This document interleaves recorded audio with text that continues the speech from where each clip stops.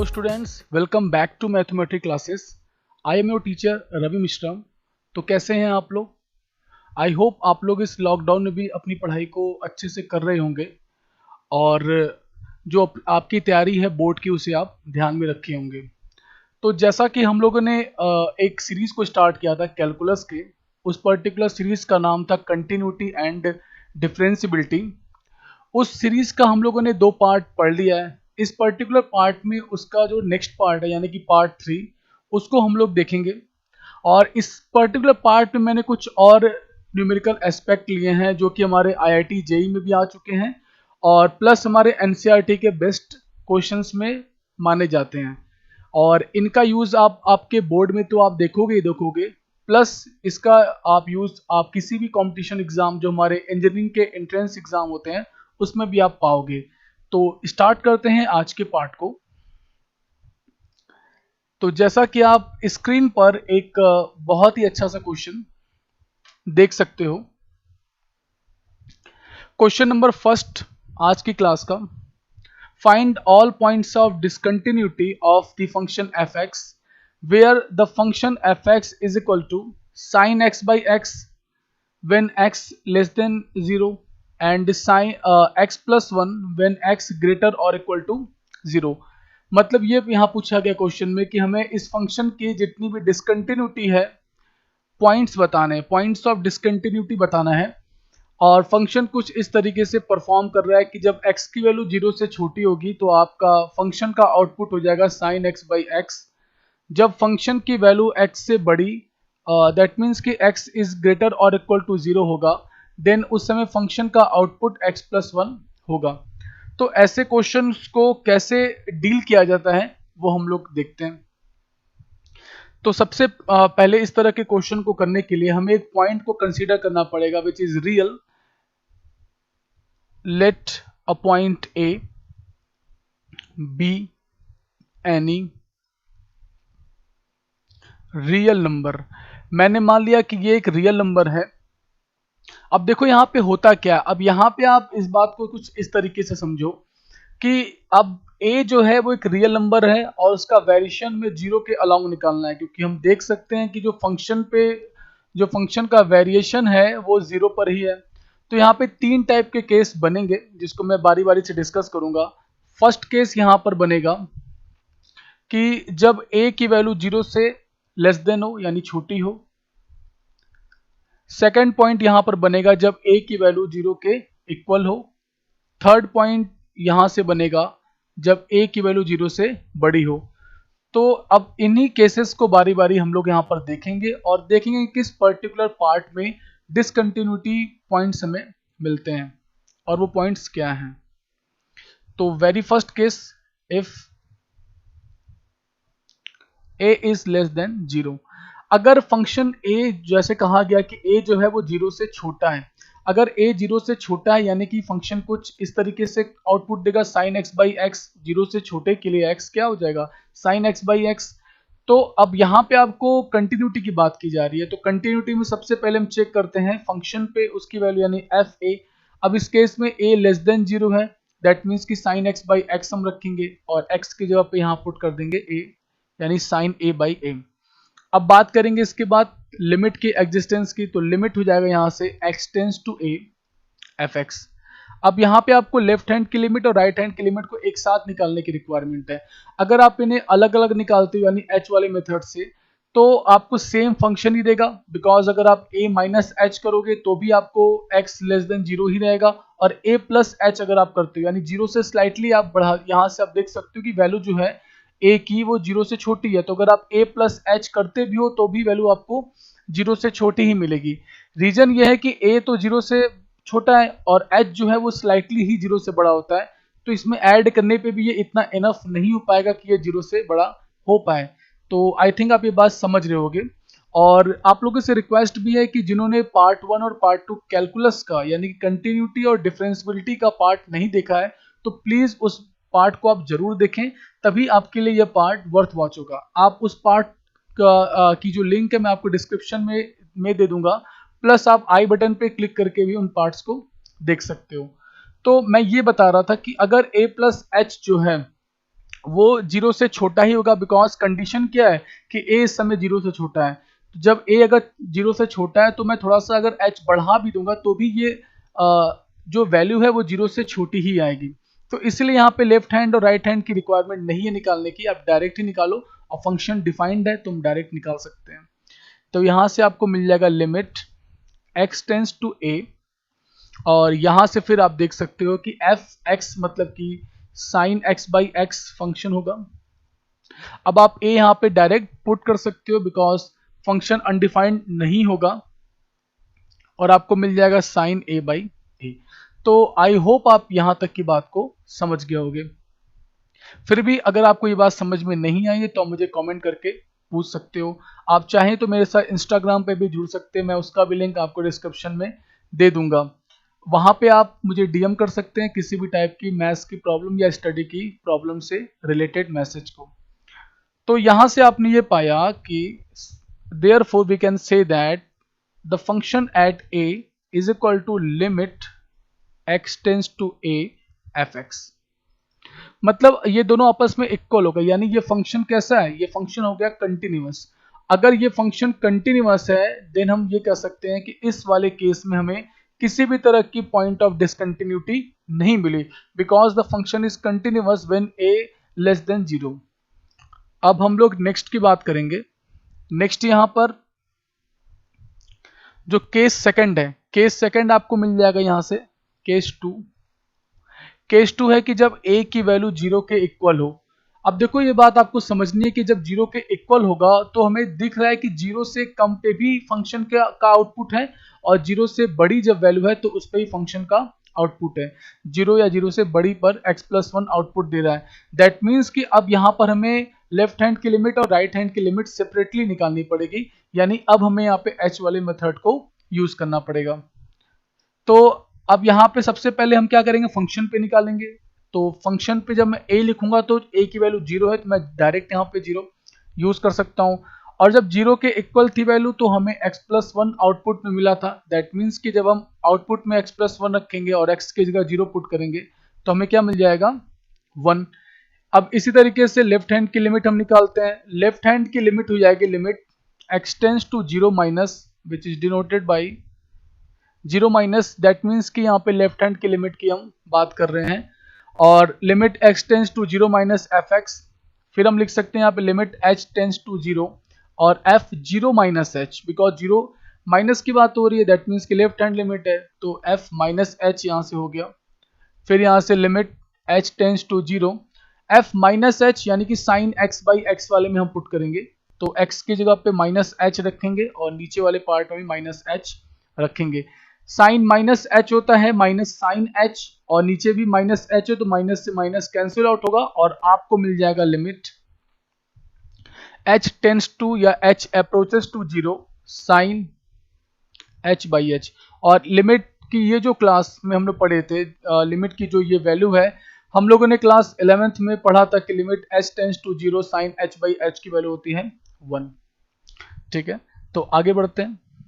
तो यहाँ से हम लोगों ने लेफ्ट हैंड की लिमिट को निकाला at the function f x, और for the function f x at the point 0, और आपको यहाँ से 1 मिला। अब आगे हम लोग limit x tends to 0 positive पे निकालेंगे जो कि राइट हैंड की लिमिट को डिनोट कर रहा है, और यहाँ से फिर आपकी वैल्यू हो जाएगी limit h tends to 0 f 0 plus h, because we can talk about right hand limit so we have to use 0 plus h। तो 0 प्लस h की वैल्यू हो जाएगी h limit h tends to 0, और जब 0 plus h का मतलब होता है 0 प्लस h का मतलब ये होगा कि 0 से वो बड़ा होगा। अब 0 से अगर बड़ा है तो x+1 वाला फंक्शन हम लेंगे और x की जगह पे हम h पुट करेंगे बिकॉज h यहाँ पर दिया गया है। फिर आप h यहाँ पे डायरेक्ट 0 पुट कर सकते हो बिकॉज फंक्शन अनडिफाइंड नहीं होगा, तो यहाँ से हमें 1 मिल जाएगा। तो यहाँ से भी हम लोग ने देखा कि f0 जो है, और जब मैंने लिमिट यहाँ पे निकाला limit x tends to 0 fx पे, तो वो हमें 1 ही दे रहा है क्योंकि ये दोनों ये पार्ट और ये पार्ट इक्वल है। दैट मीन्स कि लिमिट इस फंक्शन का एग्जिस्ट करता है, कर रहा है, और 0+1 यानी कि 0 पर जब मैंने फंक्शन की वैल्यू को निकाला वो भी 1 आ रहा है और यहाँ से भी हमें 1 मिल रहा है, यानी कि still function is continuous at the point a is equal to 0। सो यहाँ पे हम कह सकते हैं कि ये फंक्शन जो है वो कंटिन्यूअस है, यानी कि अभी तक हमें किसी भी तरह का पॉइंट ऑफ डिसकंटिन्यूटी नहीं मिला है। तो अभी तक हमें कोई भी पॉइंट ऑफ डिसकंटिन्यूटी नहीं मिला। अब एक लास्ट केस है, वहां भी चेक कर लेते हैं। तो जो केस थर्ड है उसकी बात करते हैं। केस थर्ड, जब a की वैल्यू 0 से बड़ी होगी। देखिए अब जब a की वैल्यू 0 से बड़ी है, दैट मीन्स कि हम कह सकते हैं कि जो फंक्शन x+1 था अब वही सिर्फ यहाँ पे काम करेगा, क्योंकि जब a की वैल्यू 0 से बड़ी है तो लेफ्ट हैंड और राइट हैंड को निकालने की रिक्वायरमेंट नहीं है, क्योंकि आप अगर a प्लस एच आप करोगे तो भी आपको 0 से बड़ा ही मिलेगा और a माइनस एच करोगे फॉर लेफ्ट हैंड लिमिट तो भी आपको वो 0 से बड़ा ही मिलेगा, क्योंकि h बहुत ही स्लाइटली वैल्यू होती है जो कि 0 से बड़ी होती है। Just like we can consider the value of h is like 0.00001। तो अगर मैं उसको a जो कि 0 से बड़ा है उसमें ऐड करूंगा तो ऑब्वियस सी बात है वो 0 से बड़ा ही रहेगा, जो कि राइट हैंड की लिमिट को देगा।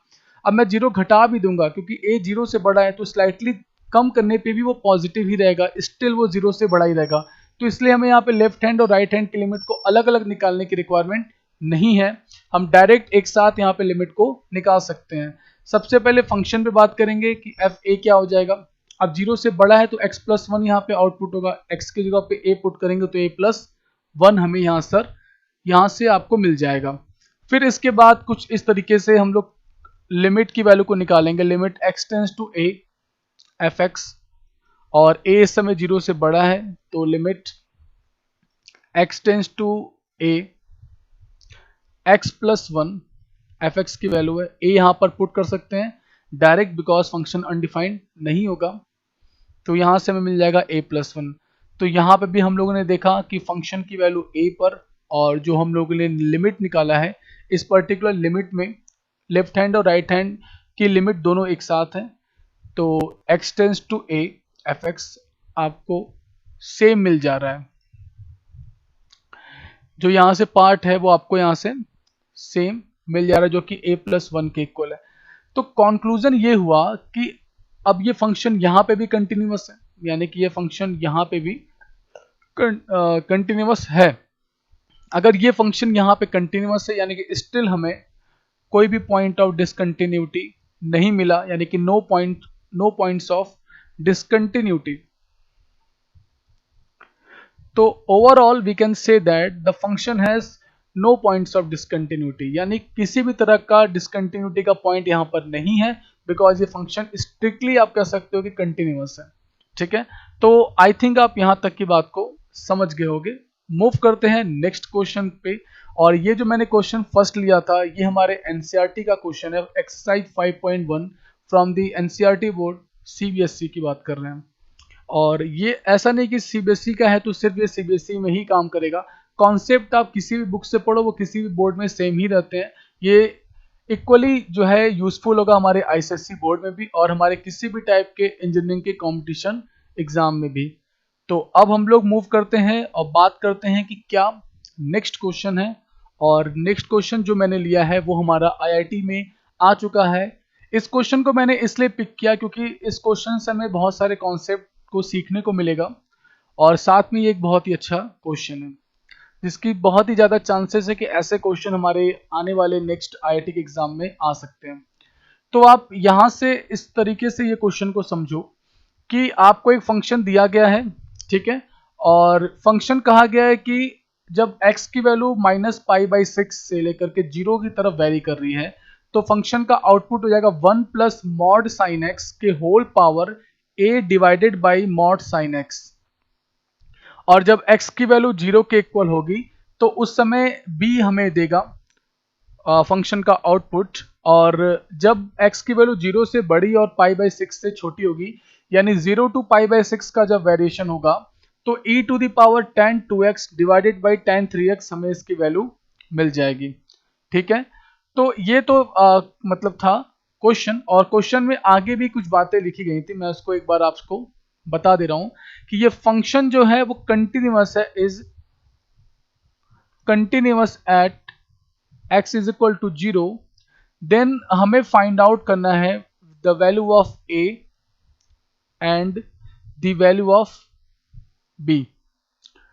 मतलब अगर ये फंक्शन 0 पर कंटिन्यूअस है तो हमें फाइंड आउट करना है कि a और b की वैल्यू उस समय क्या होगी। यानी already it is given that the function is continuous at x is equal to 0, then we have to find the value of a and b। Now move to the answer, that means solution.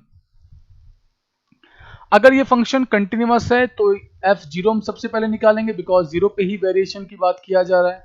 f0 जब मैंने निकाला तो जब x की value 0 के equal होगी तो function का आउटपुट आपको b देगा, मतलब b यहां पर हो गया।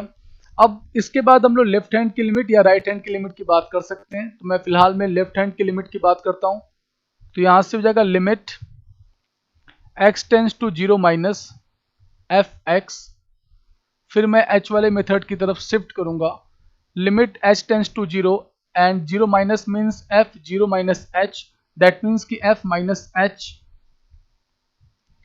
और आप यहां से देख सकते हो कि limit h tends to 0, 0 minus h का मतलब माइनस h, और 0 से कम वैल्यू तब लेंगे बिकॉज 0 में कुछ हम कम कर रहे हैं। तो यहाँ पर ये फंक्शन आउटपुट देगा 1 प्लस मॉड साइन एक्स के whole power a to the power 1 plus mod sine x to the power a divided by mod sine x. तो क्वेश्चन देखने में टफ है, नो डाउट ये थोड़ा सा स्लाइटली है टफ, लेकिन आप ये नहीं कह सकते हो कि ये क्वेश्चन बहुत ज़्यादा टफ है। अगर आपको ये जो कॉन्सेप्ट है वो पता है तो आप आसानी से इस क्वेश्चन को कर सकते हो। मैं इस क्वेश्चन को करने का राइट अप्रोच बता रहा हूँ, कैसे करना है इन क्वेश्चन को विद इन अ टाइम। तो यहां से आपने देखा कि अब आपको ये मिल जाएगा 1 प्लस मॉड में आपने रखा साइन माइनस एच, और ये आपका मॉड सिर्फ यहां तक है, ये आपका मॉड क्लोज हो गया और ये ब्रैकेट में लगा दिया।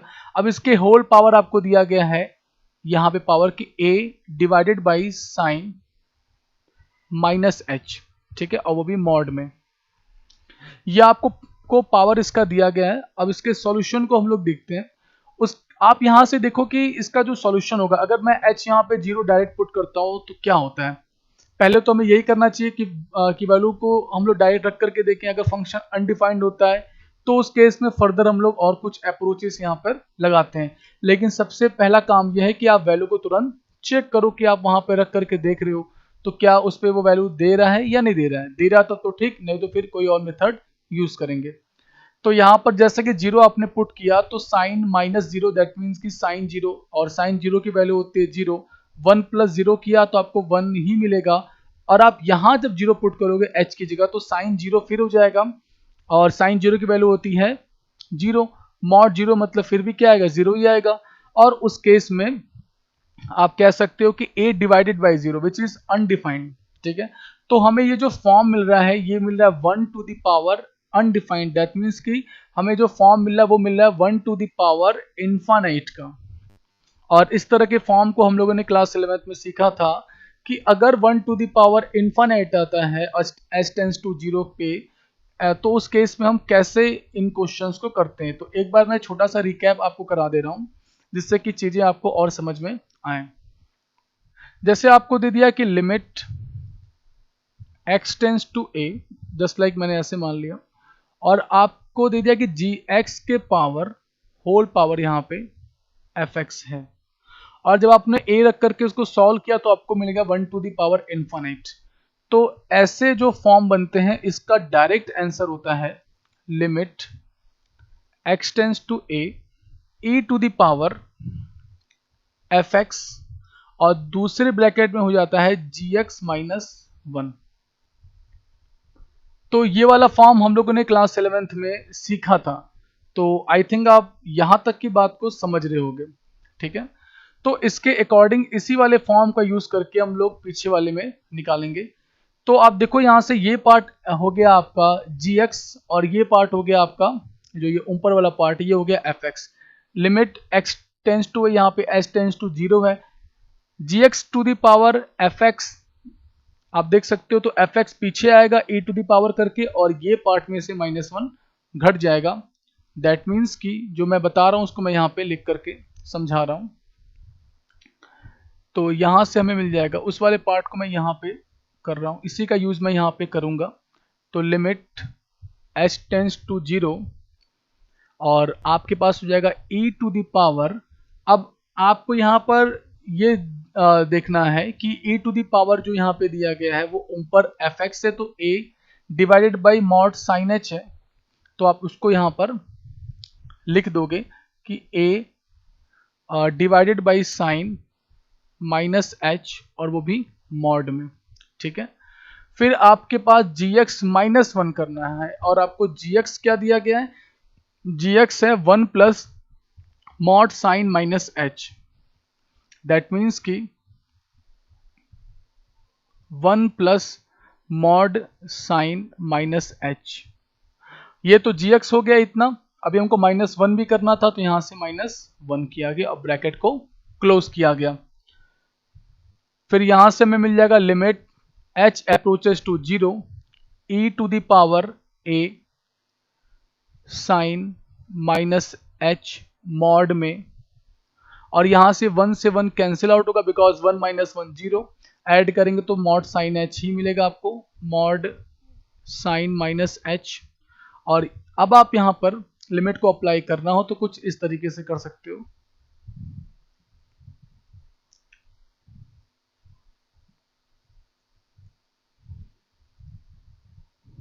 कि e टू द पावर, आप देखिए लिमिट जो यहाँ पर है वो इन पे अप्लाई हो जाएगी। रीजन ये है कि e टू यहाँ पे e तो है कांस्टेंट, इसलिए तो यहाँ पे लिमिट h टेंड्स टू 0 और a बाई मॉड में sine minus h into mod sine minus h। अब ये दोनों सेम है तो कट जाएगा। ठीक है, अब देखिए h अप्रोचेस टू 0 है, जब हम लोग पुट करते हैं तो h की वैल्यू डायरेक्ट रखते हैं, बट हम जब लिमिट को अप्लाई करते हैं तो उस समय h की वैल्यू एग्जैक्ट इक्वल नहीं होती है 0 के। आप ये बात समझना, ये हम लोग लिमिट में सीख भी चुके हैं क्लास 11th में। तो यहां से आपको अब ये सिर्फ a कांस्टेंट मिलेगा जिसकी वैल्यू क्या हो जाएगी a, क्योंकि कांस्टेंट पे अप्लाई करेंगे तो वो आउटपुट सिर्फ कांस्टेंट ही दे देता है। तो जब इसमें राइट हैंड की सॉरी जो लेफ्ट हैंड की लिमिट है, जो हम लोग ने लेफ्ट हैंड की लिमिट यहाँ पे निकाला था वो हमें मिल गया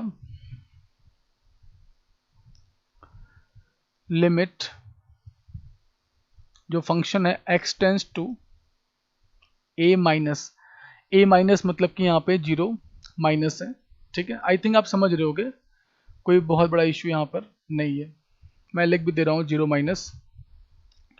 तो लेफ्ट हैंड की लिमिट को निकाला गया और आपको लिमिट की वैल्यू क्या मिल गई, e to the power a। अब इसी तरीके से हम लोग राइट हैंड की लिमिट को निकालेंगे। ध्यान ये रखना कि ये जो फर्स्ट वाला पार्ट है इसको मैंने पहला इक्वेशन कंसीडर कर लिया, जो नेक्स्ट वाला पार्ट है इसको मैंने दूसरा इक्वेशन कंसीडर कर लिया। ठीक है, अब हम लोग राइट हैंड की लिमिट की बात करेंगे।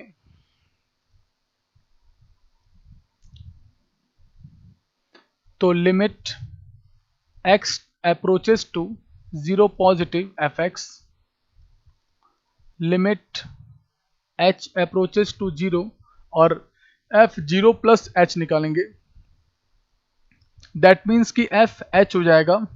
और यहां से आप देख सकते हो कि जब 0 से बड़ी वैल्यू है, क्वेश्चन की बात कर रहा हूं मैं, जब 0 से बड़ी वैल्यू है तो e to the power tan 2x divided by tan 3x, ये इसका आउटपुट हमको मिलता है। तो यहां से हमें मिल गया लिमिट h अप्रोचेस टू 0 और e to the power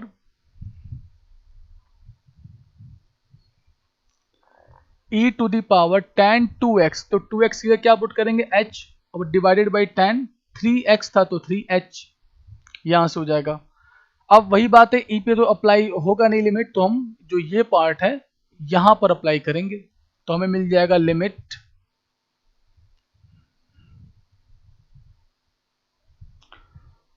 e to the power limit h approaches to 0 tan 2h divided by tan 3h।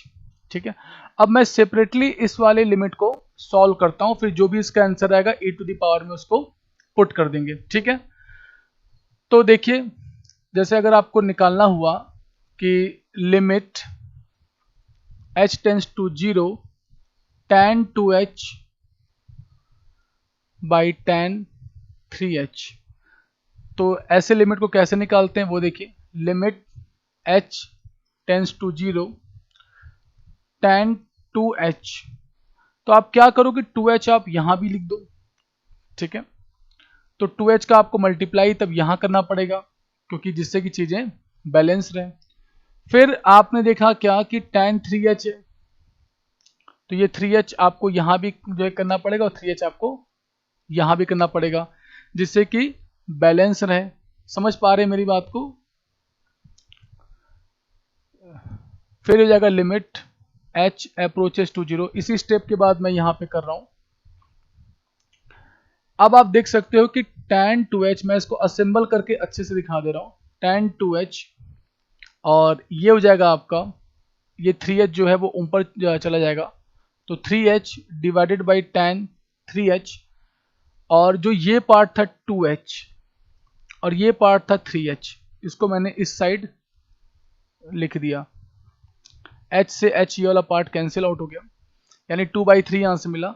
अब आप लिमिट को यहां पर अप्लाई करो बारी बारी। जब लिमिट आप tan 2h divided by 2h पे लगाओगे तो आपको मिलेगा 1। ये भी हम लोगों ने क्लास 11th में सीखा था कि साइन h बाई h से ही बनता है।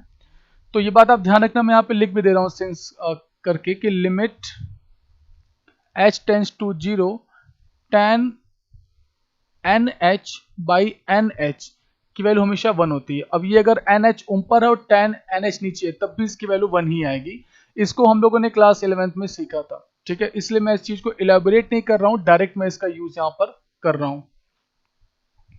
अब उसके बाद देखो आप यहाँ पे इसी तरीके से आप यहाँ पे लगाओगे तो आपको मिलेगा tan nh by nh, n की वैल्यू 2 है यहाँ पर।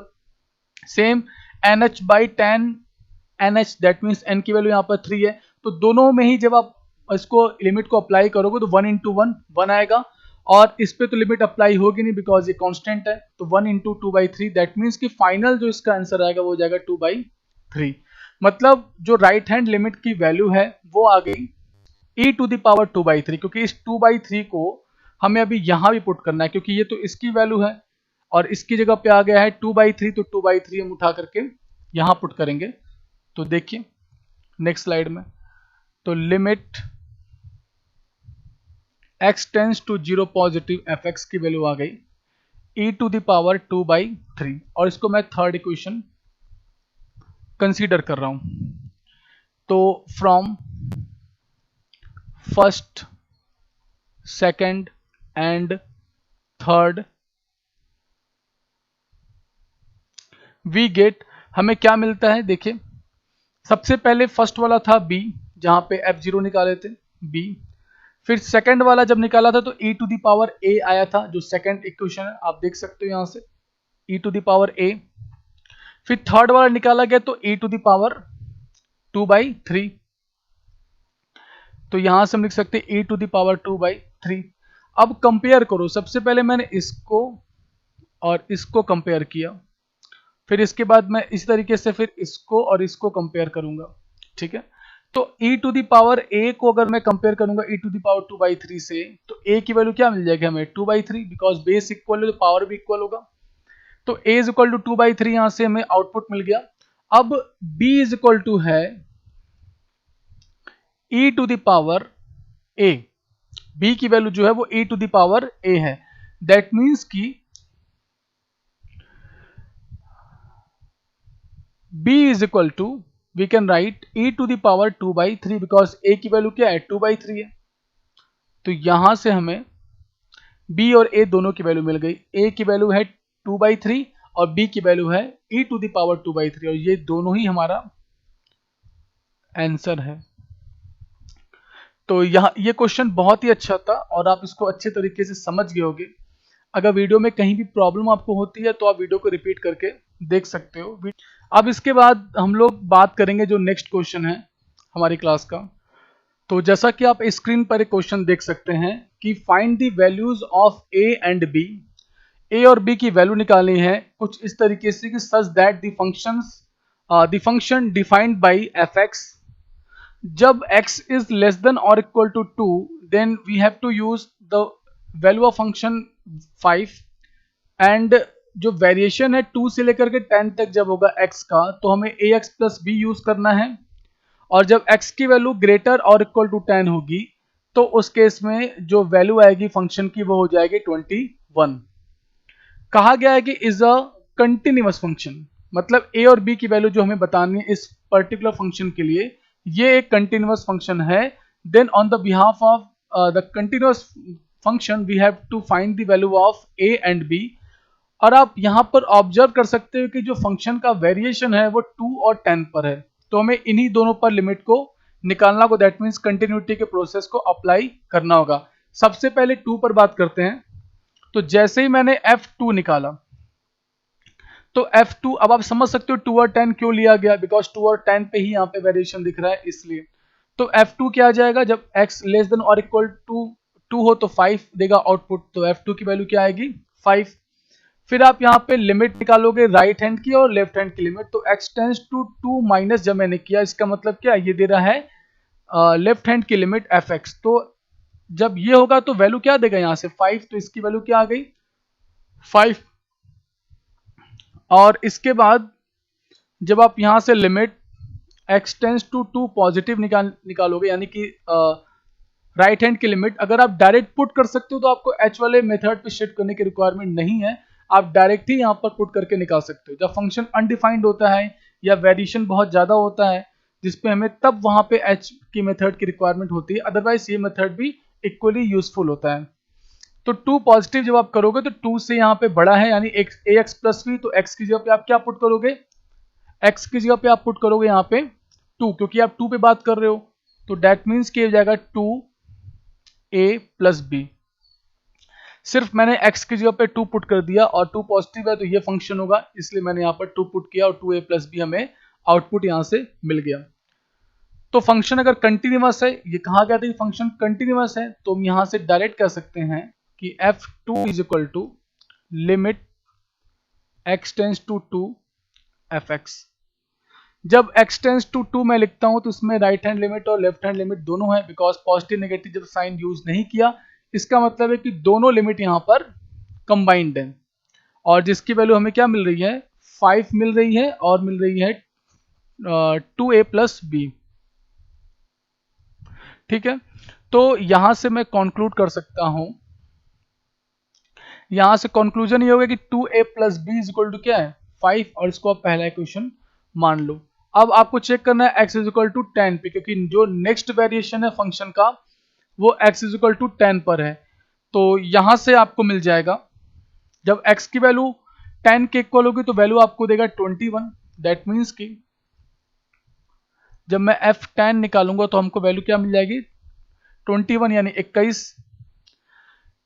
और जब 10 से बड़ा हो या 10 से इक्वल हो तो हमें मिलता है 21, और 10 से जब छोटा होगा तो हमें मिल जाएगा, यानी कि जब हम लोग बात करेंगे इसके राइट हैंड लिमिट भी आप लगाओगे तो आपको 21 ही मिलेगा। समझ सकते हो क्यों, क्योंकि उस समय आप कह सकते हो 10 से बड़े के लिए डायरेक्ट फंक्शन दे रहा है 21, तो लिमिट आप उस पर अप्लाई कर भी दोगे तो भी आपको जो है 21 ही मिलेगा। तो मैं डायरेक्ट यहाँ पे लेफ्ट हैंड की लिमिट निकालता हूँ, तो limit x tends to 10 minus fx, 10 minus fx निकालोगे यानी कि 10 से कम है, 10 से कम के लिए वैल्यू ax प्लस b होगा, यानी कि हम कह सकते हैं x की जगह पे मुझे 10 पुट करना होगा, यानी कि limit x tends to 10 minus ax plus b। अब यहाँ पे मैं 10 पुट करूंगा तो मुझे मिल जाएगा 10a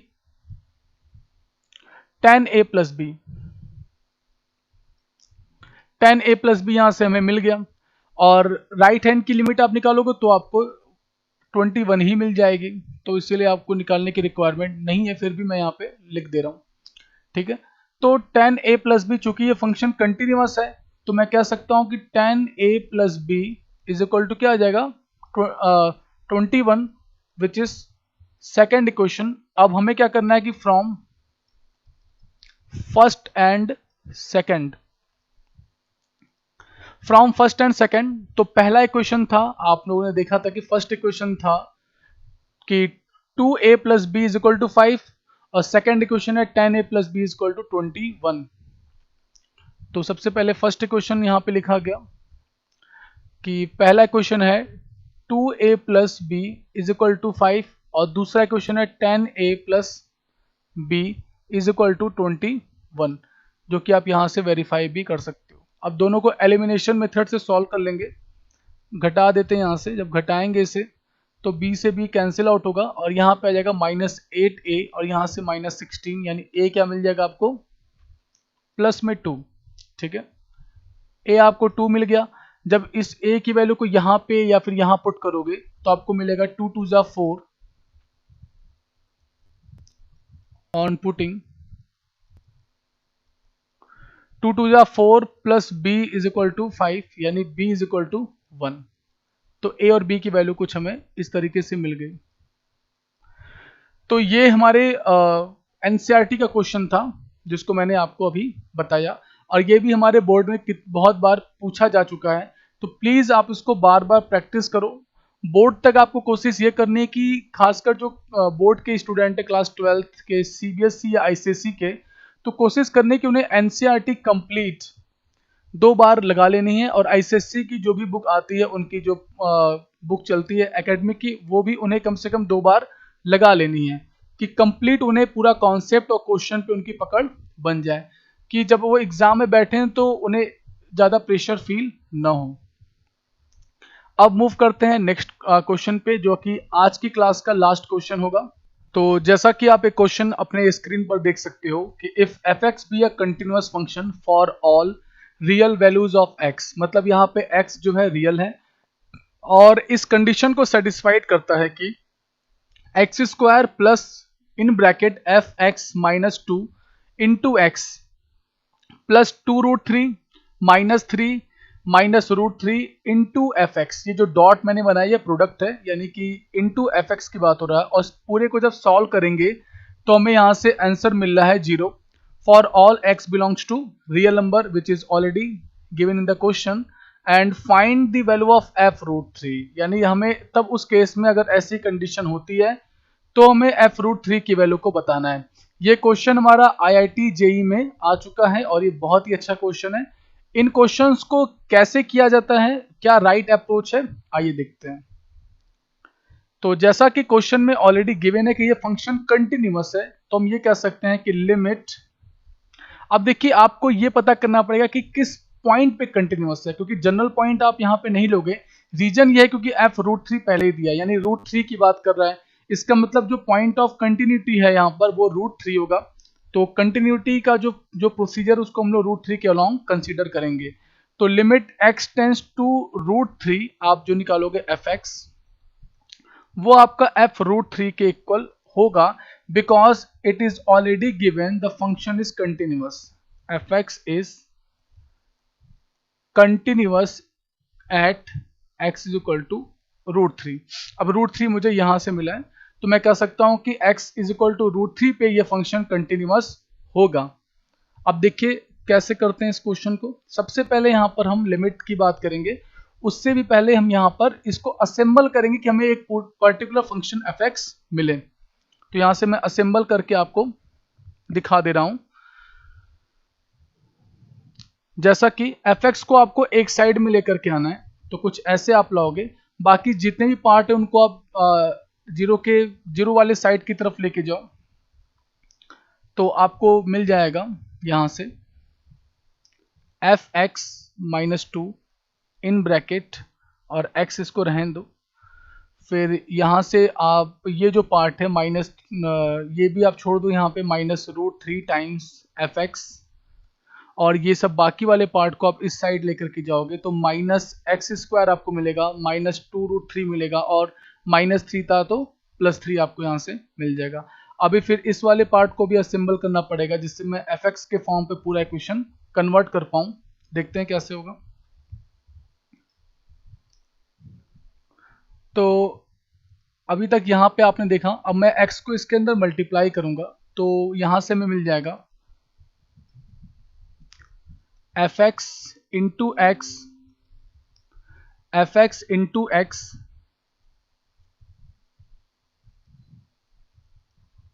-2 टाइम्स x, जो मल्टीप्लाई करके था उसको मैंने यहाँ पे लिख दिया। फिर उसके बाद आप देखो यहाँ पे दिया है √3 टाइम्स f(x) को, उसे भी आप ऐसे ही रहने दोगे। माइनस करके √3 times F x minus √3 times F x. बाकी जो इस साइड वाले पार्ट थे that mean x minus x square minus 2√3 plus 3, उसको आप ऐसे ही लिख दोगे। यहां से हो जाएगा minus x square minus 2√3 plus 3, इसको आपने ऐसे लिख दिया। अब आगे देखिए, एफ एक्स को यहां से और यहां से आप ले लोगे कॉमन, तो आपको मिल जाएगा F x in bracket x minus में √3, और ये जो माइनस 2x है वो उस साइड चला जाएगा, तो minus x square minus 2√3 plus 3 और प्लस यहाँ पे 2x। फिर ये इसमें मल्टीप्लाई करा तो आकर के डिवाइड करेगा, तो finally we have the function f x minus x square minus 2√3 plus 3 plus 2x divided by x minus में √3।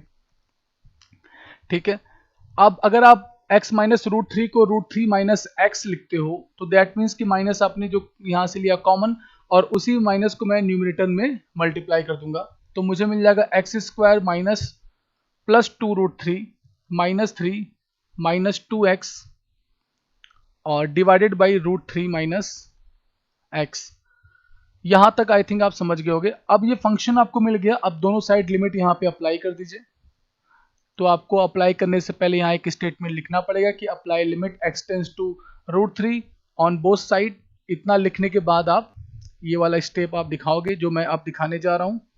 तो limit x approaches to √3 f x और limit x approaches to √3 x square plus 2√3 minus 3 minus 2x और divided by √3 minus x. अब अगर आप √3 यहाँ पे direct put करते हो तो ये फंक्शन अनडिफाइंड हो जाएगा, इसलिए सम कैलकुलेशन और यहां पर होगा।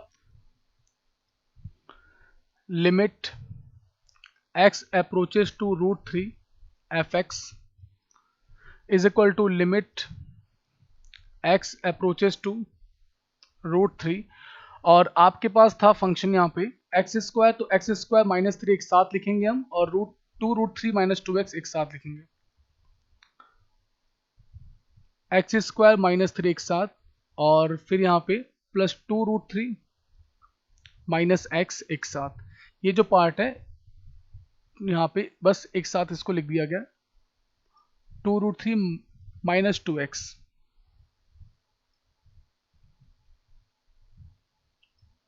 √3 माइनस 2x एक साथ लिख दिया गया, बाकी आपका √3 माइनस एक्स नीचे था ही।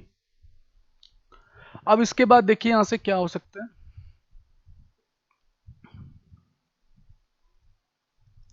लिमिट x अप्रोचेस टू √3, तो इसके बाद जैसे आप यहां पर ये देख सकते हो कि इसको मैं लिख सकता हूं x प्लस √3 और x माइनस √3। किस चीज को? एक्स स्क्वायर माइनस 3 को we can write x plus √3 x minus √3, because x square minus √3 square करेंगे तो a square minus b square, a plus b a minus b. फिर यहाँ से आप 2 कॉमन कर लो तो आपको मिल जाएगा √3 माइनस एक्स, नीचे आपको दिया है √3 माइनस एक्स। अब आप ऊपर से √3 माइनस एक्स कॉमन कर सकते हो, तो लिमिट x अप्रोचेस टू √3, यहाँ से आप √3 माइनस एक्स को कॉमन करते हो तो आपको मिल जाएगा √3 माइनस एक्स बाहर की तरफ, और अंदर की तरफ आपको मिलेगा x प्लस √3। चूंकि ये x माइनस √3 था, आप √3 माइनस एक्स कॉमन कर रहे हो तो -1 यहाँ पे रहेगा, तो इसको मैंने यहाँ पर अप्लाई कर दिया और ये +2 हो जाएगा। फिर आपको दे दिया गया √3 माइनस एक्स नीचे, ये पार्ट यहाँ से जो है कैंसिल आउट हो गया। अब आप लिख सकते हो लिमिट x टेंड्स टू √3, और आपके पास फाइनल आंसर आ गया 2 माइनस एक्स माइनस √3। ठीक है, और अब आप यहाँ पे √3 पुट कर सकते हो, तो पुट करने पे आपको मिल जाएगा होगे, तो यहाँ से मिल गया 2 माइनस में 2√3, क्योंकि माइनस √3 माइनस में 2√3। अब आप जब इसे कॉमन कर लोगे तो आपको मिल जाएगा 1 माइनस में √3। तो ये हमारा जो है, ये जो वैल्यू आपको मिली है पूरी की पूरी यहां से, ये वैल्यू थी limit x tends to √3 f x की, और x tends to √3 f x को देखिए आप यहाँ पे देख सकते हो कि limit x tends to √3 fx को we can write f√3 because ये कंटिन्यूअस था, यानी कि ये जो पार्ट है limit x tends to √3 fx, इसको हम लोग क्या लिख सकते हैं f√3। तो हम यहाँ से कह सकते हैं कि f√3 की जो वैल्यू है वो हो गई 2, 1 माइनस में √3। तो यहाँ से आप देख सकते हो कि f√3 की वैल्यू आपको मिल गई और यही हमारा फाइनल आंसर है। तो आई होप आप यहाँ तक की चीज़ों को बहुत अच्छे तरीके से सीख लिए होगे और आज की क्लास आपको काफ़ी पसंद भी आई होगी। तो आज की क्लास में इतना ही, मिलते हैं हम लोग नेक्स्ट क्लास में, तब तक के लिए गुड बाय, थैंक यू।